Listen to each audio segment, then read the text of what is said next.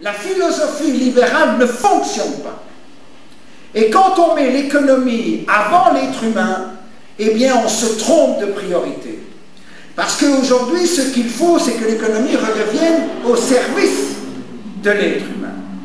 Alors les socialistes, pour ne pas être trop long, je le répète pour la deuxième fois, bien entendu qu'on a des problèmes, bien entendu qu'il y a des gens chez nous qui irritent, qui doivent être sanctionnés ou qui ont été sanctionnés. Bon, je n'aurai pas la cruauté de faire la liste de tous ceux qu'on sanctionne et bazar quand on ne paye pas ses impôts, pour faire simple, c'est quand même extrêmement grave, etc. Enfin, je peux continuer, mais laissons ça sur le côté pour le moment. Je crois, et ça c'est vraiment le message que je voudrais faire passer, dans la crise actuelle, il faut transformer le problème en opportunité.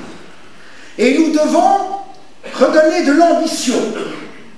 On doit vraiment essayer de pallier, de combattre les dégâts créés par cette crise libérale. Et il faut vaincre la crise.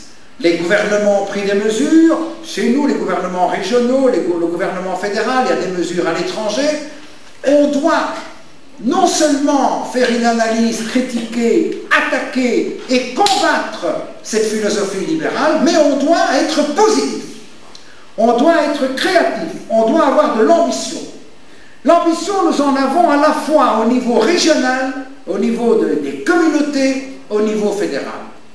Au niveau des communautés, il y a tout le problème de l'éducation. Là aussi, si un jour André m'invite, on peut discuter des heures. Il y a à faire, quand même. Moi, je n'appartiens pas à la catégorie des gens qui considèrent que le monde de l'éducation soit en perdition, soit que ça ne va absolument pas. Je connais le système, il y a des endroits où il n'y a aucune difficulté, où sortent des élèves d'une manière remarquable, dans d'autres où c'est difficile.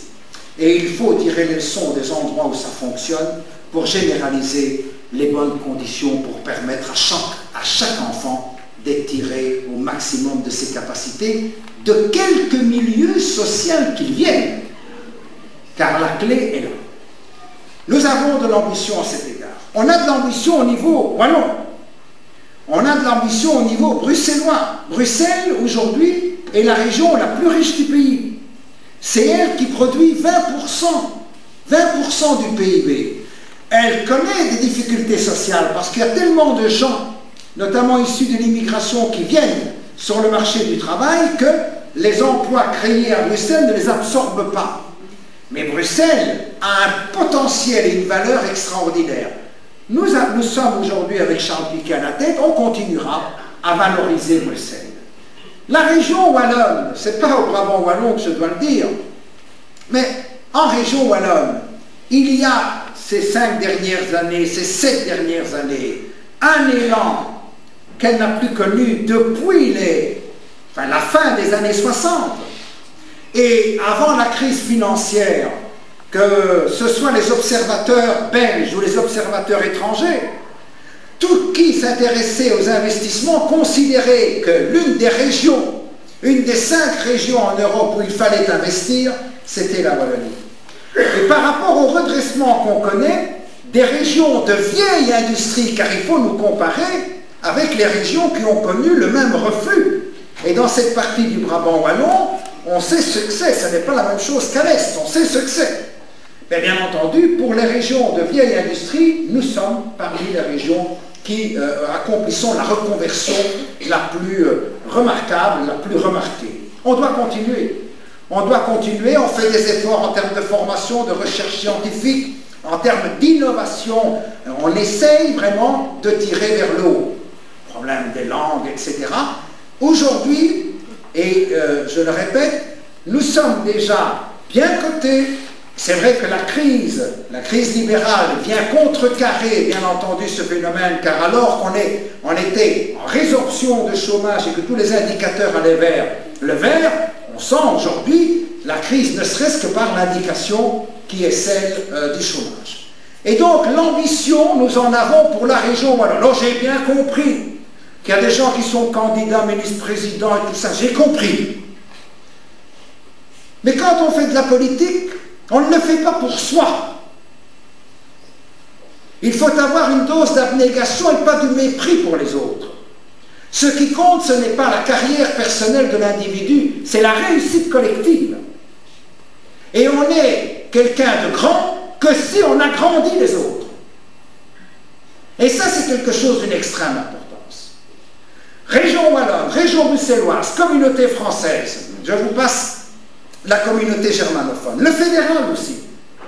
Le fédéral où nous avons été au gouvernement durant plus de 20 ans. Mesdames, Messieurs, on peut dire tous les défauts que nous avons, et nous en avons.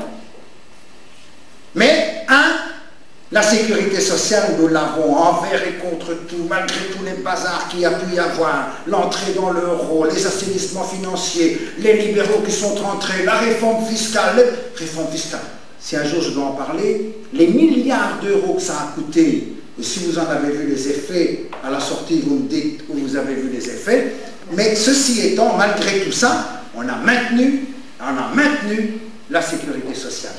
Mais aussi, on a maintenu le pays dans la stabilité communautaire. Il n'y avait pas toute cette angoisse qu'on a connue durant l'Orange-Bleu. Et l'image de marque que nous avions à l'étranger était une image de marque extrêmement positive. Quand on parlait de la Belgique, nous étions un modèle, le modèle belge. Quand on parlait du compromis à la belge, c'était positif. Et puis on nous a foutus dehors durant 6 mois. Je veux dire, vous avez vu ce que ça a donné. Nous sommes revenus.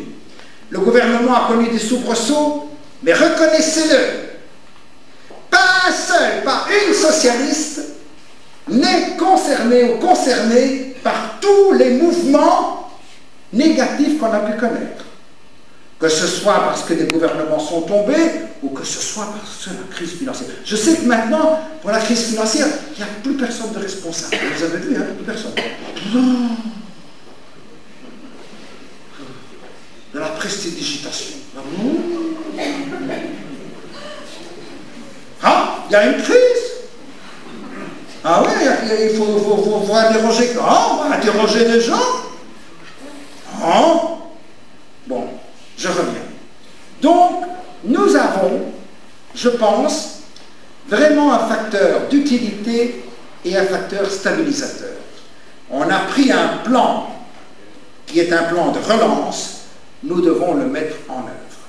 Et on doit dire la vérité aux gens, les temps sont durs et resteront durs, parce que ne serait-ce que les 20 milliards qu'on a dû sortir pour les épargnants, les travailleurs des banques, pour faire en sorte d'éviter la catastrophe, parce que si on ne l'avait pas fait, il y aurait eu un effet domino catastrophique plus grand encore que ce que nous connaissons. Nous devons continuer, et j'espère vraiment que le gouvernement fédéral pourra continuer à travailler avec l'ambition de contribuer à vaincre la crise jusqu'en 2011. Mais l'ambition, elle ne doit pas se limiter au pays, que ce soit au niveau fédéral, régional ou communautaire. Il faut aller plus loin. On doit être des artisans d'un nouveau monde. Parce qu'il ne faut plus laisser faire les conservateurs.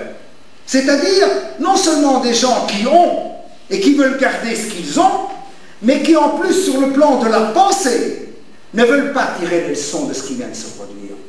Et il y a les conservateurs et il y a les régressistes, c'est-à-dire des conservateurs actifs qui détruisent, détricotent, pour éviter justement qu'il y ait un rôle important, que ce soit par l'État ou par, je dirais, la grande majorité des citoyens. Et par rapport à ça, nous devons travailler en progressiste.